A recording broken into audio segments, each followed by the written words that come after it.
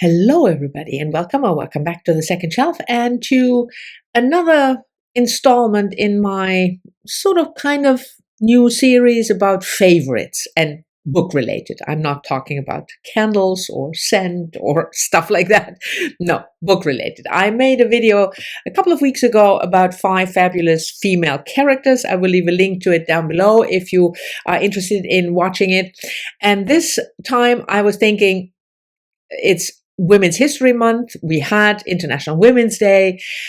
I know it's also March Mystery Madness, but this is a channel talking about female authors. So I thought 5 books that I can recommend that I think are fabulous for Women's History Month, all about the history related to one woman or women or the cause or something. And it's a mixture of memoir, nonfiction, fiction, historical fiction, translated fiction, and that all wrapped up in 5 books. Can you believe it? Anyway, the first one is nonfiction. And it's one of my absolute favorites. It's Stacy Schiff, Cleopatra. The international bestseller. Yes, thank you very much. It is a biography of Cleopatra. But first of all, I struggle with biographies. So if you struggle with biographies, you think they're boring or they don't grab you, don't zap away now, but continue to listen, please. Because I have the same thing. I don't like a biography that is just an accumulation of facts thrown into my face. I mean, the author might have done incredible research but if they just throw that at me, it's no pleasure to read. And a book should be a pleasure to read. It should be capable of grabbing you, whether it's nonfiction or fiction. And a biography always tells a story about the person in question. It's never just facts, because you leave stuff out, you have a certain focus, you are interested in certain aspects of somebody's life. So in that sense, biography is also fiction, as A.S. Byatt famously said.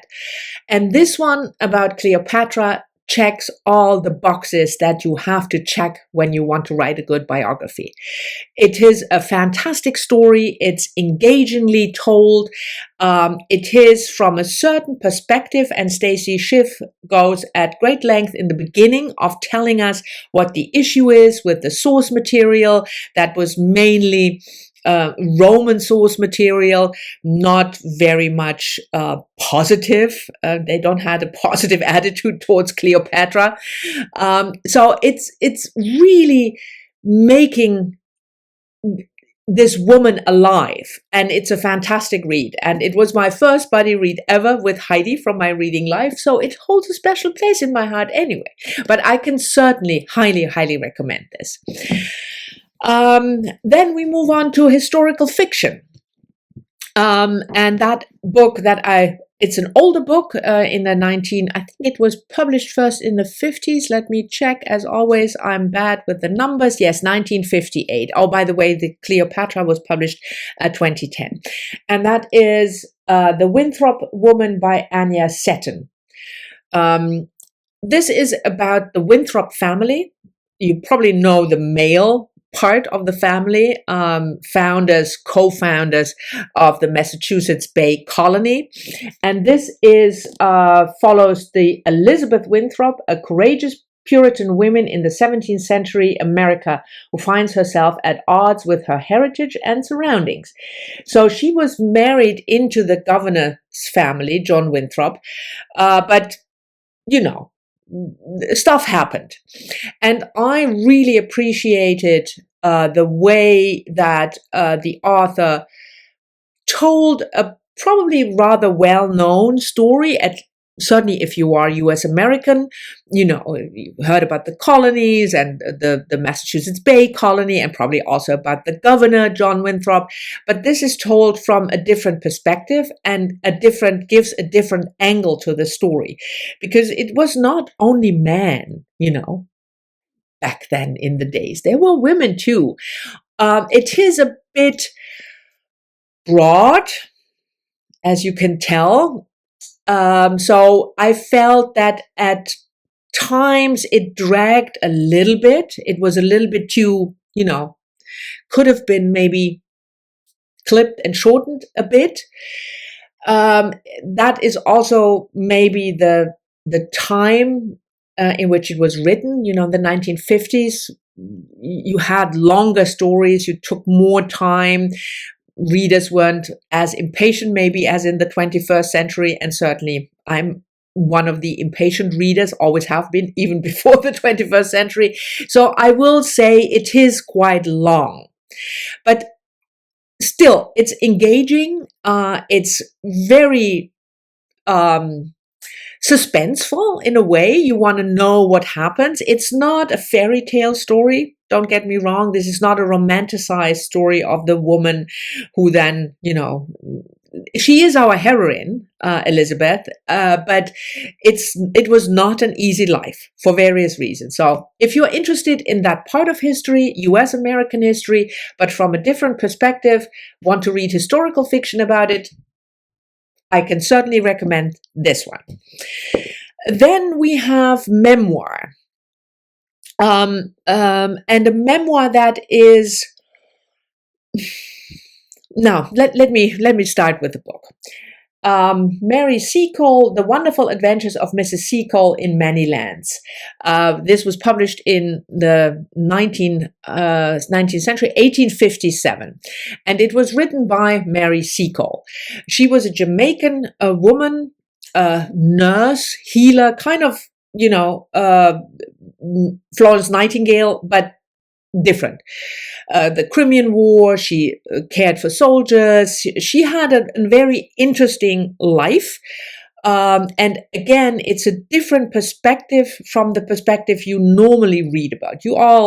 We all know about Florence Nightingale and, the lily white heroine of nursing soldiers back to health.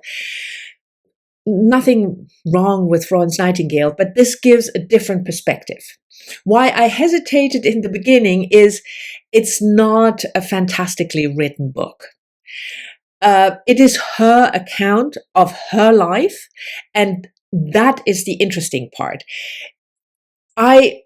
You shouldn't.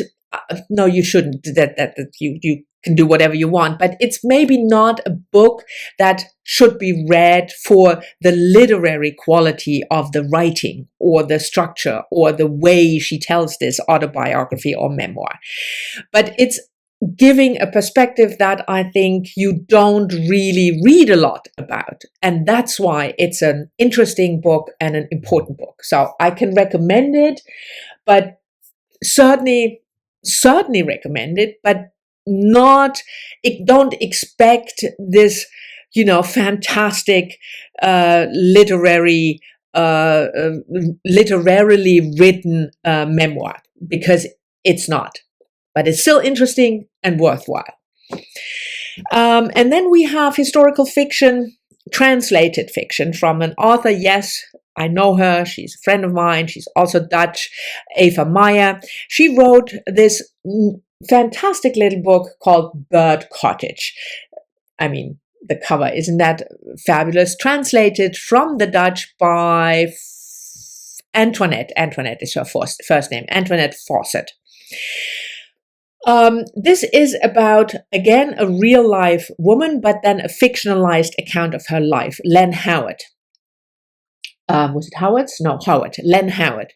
She was 40 years old when she decided to leave her London life. She was in a well-to-do family and moved into a cottage, countryside, and she watched birds. And her books, she wasn't a naturalist or a biologist or, had any degree, but she was good at observation and patient and interested in birds.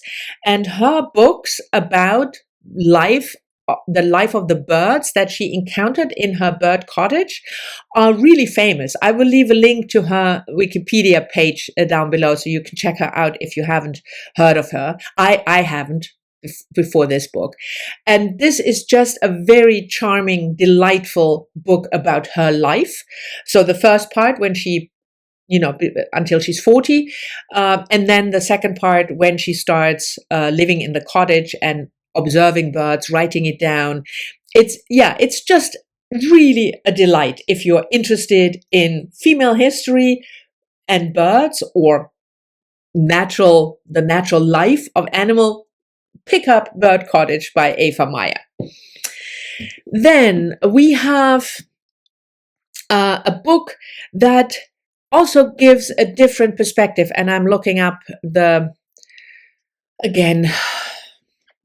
publication date, of course.